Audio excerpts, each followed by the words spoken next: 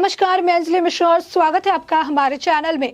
नवाब मलिक की मुश्किलें जो है वो कम होने का नाम नहीं ले रही। वक्त के साथ नवाब मलिक की मुश्किलें सिर्फ और सिर्फ बढ़ती हुई नजर आ रही है और इनकी मुश्किलों को बढ़ाने वाला कोई और नहीं बल्कि मोहित कंबोज है, जो एक के बाद एक केस उनके ऊपर ठोकते नजर आ रहे हैं। कल ही मोहित कंबोज के द्वारा ठोके हुए एक केस में जो है बेल पर नवाब मलिक बाहर निकले, जहां पर उन्हें 15,000 रुपए के पर्सनल लोन के साथ ही 5,000 रुपए का जुर्माना लगाया। उसके बाद वो बेल पर बाहर निकल गया। वैसे ही आज मोहित कंबोज ने अपने ट्विटर हैंडल पर ट्वीट करके लोगों को बताया कि वो एक और जो है मानहानि का केस नवाब मलिक पर डालने वाले हैं, और वो भी जो गुरुवार के दिन नवाब मलिक ने एक प्रेस कॉन्फ्रेंस के जरिए एक संबोधन किया और वहां पर मोहित कंबोज के ऊपर फिर से गंभीर आरोप लगाए थे।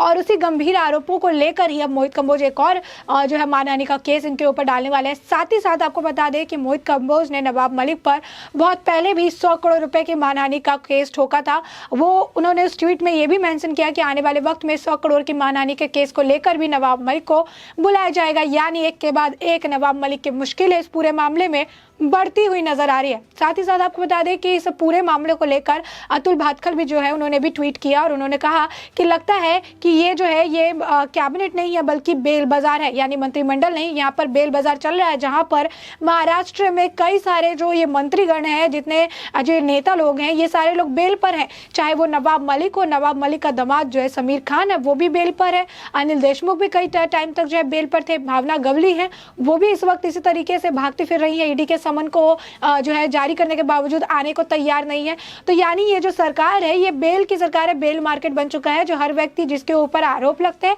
कोर्ट के सामने पेश होता है, उसके बाद वो बेल की याचिका डालकर बेल पर बाहर निकल जाता है जुर्माना देने के बाद।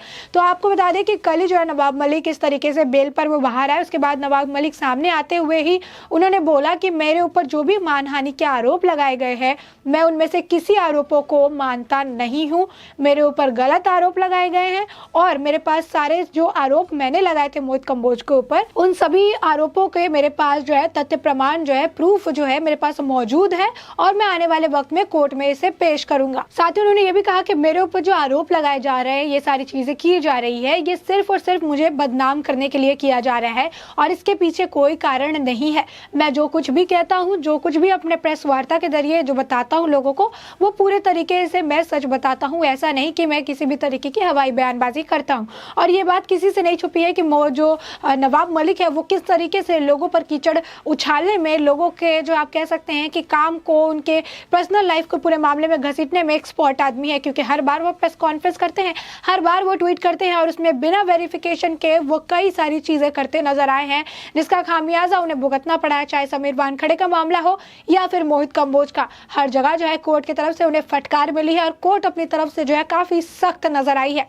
आपको बता दें कि सिर्फ मोहित कंबोज ही नहीं, इसको लेकर जो है नवाब मलिक के ऊपर समीर वानखड़े के पिता ने भी मानहानि का मुकदमा किया था। जब समीर वानखड़े के ऊपर एक के बाद उनके पर्सनल लाइफ को लेकर, उनके प्रोफेशनल लाइफ को लेकर, उनके काम को लेकर, उनके पहनावे को लेकर जिस तरीके से बयानबाजी की जा रही थी, उनके परिवार के मेंबर जो है जो इस दुनिया में है, जो इस दुनिया में नहीं है, उन सभी को लेकर जो बयानबाजी आ रही थी, उनकी पत्नी के जो चैट्स शेयर किए गया था, इस तरीके से समीर वानखड़े के परिवार का नाम खराब करने की कोशिश की गई थी।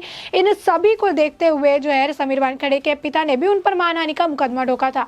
यानी नवाब मलिक की मुश्किलें सिर्फ वक्त के साथ बढ़ती हुई नजर आ रही है।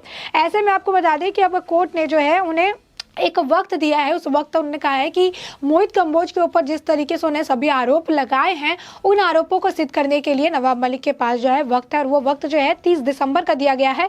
जो उन्होंने कहा है कि इस पूरे मानहानि वाले केस में जो है जमानत पर जो नवाब मलिक निकले हैं, उन्हें इस पूरे मामले की अगली सुनवाई 30 दिसंबर को होगी और इस सुनवाई तक उनके पास वक्त है कि मोहित कंबोज के खिलाफ जो उन्हें चीजें बोले हैं उनके लेकर जो तथ्य और प्रमाण, जो सबूत है, उसे सामने पेश करने के लिए। अब ऐसे में आप देख सकते हैं कि अब नवाब मलिक 30 दिसंबर तक कौन सा जो है सबूत निकाल कर लेकर आते हैं, कौन सी चीजें लेकर आते हैं मोहित कंबोज के खिलाफ, ये देखना भी काफी दिलचस्प होगा। लेकिन अब तक जितने भी बयानबाजी नवाब मलिक ने की है, अब तक जितनी तरीके की बयानबाजी हुई है, अब तक कुछ भी पेश करने में नवाब मलिक पूरी तरीके से विफल रहे हैं। आपको बता दें कि मोहित कंबोज ने अपने ट्वीट में ये बात बताई थी कि नवाब मलिक को 45 मिनट जो है कोर्ट में खड़ा रहना पड़ा था और आलम कुछ ऐसा था कि उनके पांव भी कांपते हुए नजर आए थे और आखिरकार उन्हें बेल के लिए जो है याचिका डालनी पड़ी, उन्हें बेल के लिए कहना पड़ा, जिसके बाद बाद उन्हें बेल पर, जमानत पर उन्हें बाहर भेज दिया गया है। लेकिन नवाब मलिक के जो समर्थक जो थे, कार्यकर्ता जो थे, जो उनका सपोर्ट कर रहे थे, वो कोर्ट के बाहर भारी मात्रा में जो है कल उनका जमावड़ा देखने के लिए मिला। यानी जहां पर कोरोना की तीसरी लहर को लेकर दस्तक दी जा रही है, जहां पर फिर से कोरोना नियमों का सख्ती से पालन करने की बात कही जा रही है, वहां पर महाराष्ट्र में ऐसे हालात देखने के लिए मिल रहे हैं कि एक जो मंत्री, एक नवाब मलिक जैसा मंत्री जिसके ऊपर मानहानि का केस चल रहा है, और उसके कोर्ट के बाहर इतने समर्थक खड़े होकर कोरोना गाइडलाइंस की धज्जियां उड़ाते हुए नजर आ रहे हैं।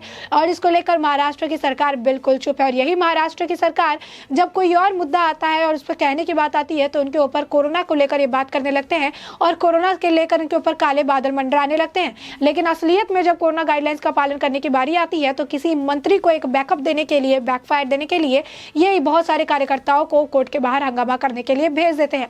अब ये पूरा मामला जो है नवाब मलिक के केस में देखने के लिए मिला। साथ ही साथ आप सोच रहे होंगे कि आखिर मोहित कंबोज एक के बाद एक उनके ऊपर केस ठोक रहे हैं मानहानि का।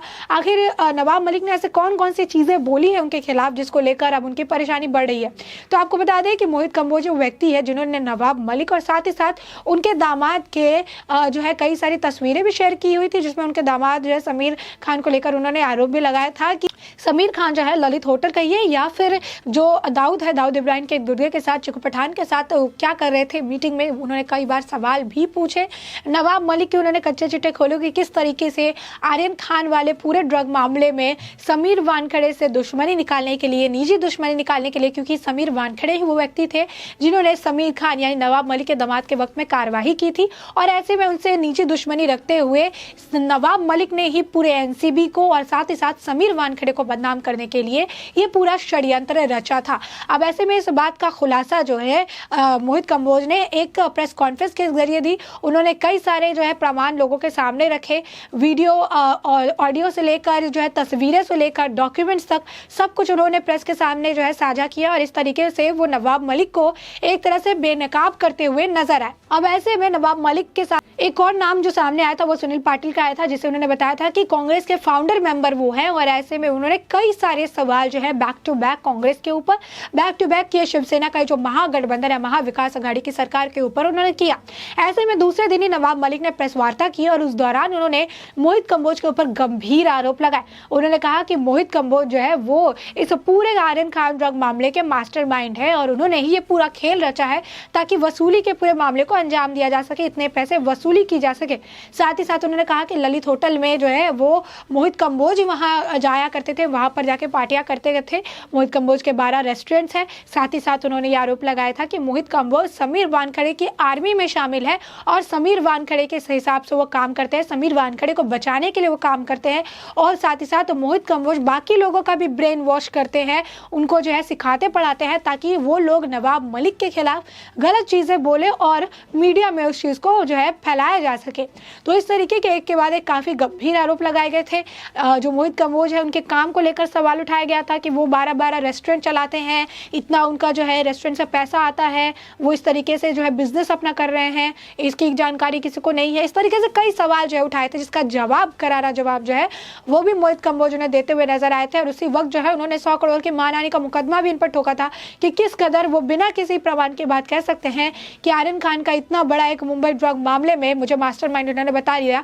आखिर उनके पास इसका क्या प्रमाण है, क्या प्रूफ है। इसके बाद नवाब मलिक सुधरे नहीं और वो एक के बाद एक किसी तरीके से बयानबाजी करके किसी भी मुद्दे में मोहित कंबोज को या घसीटते हुए नजर आए, एक के बाद एक चीजें बोलते नजर आए। मोहित कंबोज ने उन्हें सामने से जो है डिबेट के लिए भी ललकार दिया कि आइए हम डिबेट करेंगे नेशनल चैनल पर, फैक्ट को लेकर, सच्चाई को लेकर, रियलिटी को लेकर बातें होंगी, कोई झूठ, कोई फरेब और कोई कहानी नहीं होगी।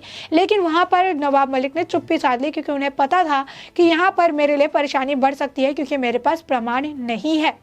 एक मंत्री जो मानहानि के मुकदमे से जो है जमानत पर बाहर निकलते हैं और मीडिया को ये बताते हैं कि मेरे पास सारे सबूत है, सारी चीज़ें हैं, मैंने ऐसे में कुछ नहीं बोला, तो वहाँ पर ये सवाल उठते हैं कि आखिर जब उन्हें पता था कि कोर्ट में उनकी पेशी होनी है तो वो कोर्ट में ही सारे सबूत लेकर क्यों पेश नहीं हुए।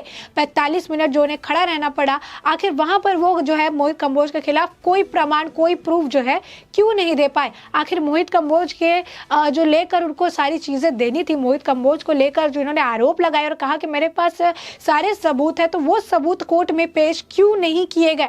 ऐसे में उन्होंने बेल मांग ली और कोर्ट ने उन्हें वक्त दे दिया 30 दिसंबर तक का कि अब 30 दिसंबर तक आपने जो आरोप लगाए हैं उन्हें सिद्ध करके दिखाइए। मोहित कंबोज के खिलाफ आपने सारी चीजें बोली है कि जो आर्यन खान मामले में वो मास्टरमाइंड है, उन्होंने सारी चीजों को किया है, वो उन्होंने उस समीर वानखेड़े को समर्थन करते नजर आ रहे हैं, समीर वानखेड़े को सपोर्ट कर रहे हैं, उनके एक आर्मी का हिस्सा है। वसूली के मामले में भी उनका ही दिमाग था, वसूली को लेकर ही उन्होंने सारा जो प्लान है सब कुछ किया था। तो ऐसे में इस पूरे मामले को लेकर उनके पास जो भी प्रमाण है, जिसको वो कहते हैं कि मेरे पास है, उसे लेकर 30 दिसंबर तक कोर्ट ने उन्हें कहा है पेश होने के लिए। और 30 दिसंबर को इस मानहानि वाले मामले में जो है अगली सुनवाई होगी। और साथ ही साथ एक और केस अब उनके नाम पे मोहित कंबोज जो है ठोकने वाले हैं, और वो भी मानहानि का, क्योंकि उन्हें बृहस्पतिवार को भी इसी तरीके से मोहित कंबोज के खिलाफ जहर उगला और इसी तरीके से मोहित कंबोज के ऊपर गंभीर आरोप लगाए। तो ऐसे में नवाब मलिक की मुश्किलें से बढ़ती हुई नजर आ रही है और उन्हें राहत मिलती हुई बिल्कुल नजर नहीं आ रही है। ऐसे में आने वाले वक्त में नवाब मलिक कुछ कर पाते हैं क्या, जो है प्रूफ प्रमाण जो है लेकर कोर्ट के सामने हाजिर हो पाते हैं, या इसी तरीके से एक के बाद एक मानहानि केस उनके ऊपर ठोकते रहते हैं और उन्हें कोर्ट के चक्कर ही काटने पड़ जाते हैं। ये तो आने वाले वक्त में साफ हो जाएगा। तब तक के लिए इस पूरे मामले पर आपकी जो भी राय हो हमें कमेंट सेक्शन में कमेंट करके जरूर बताएं।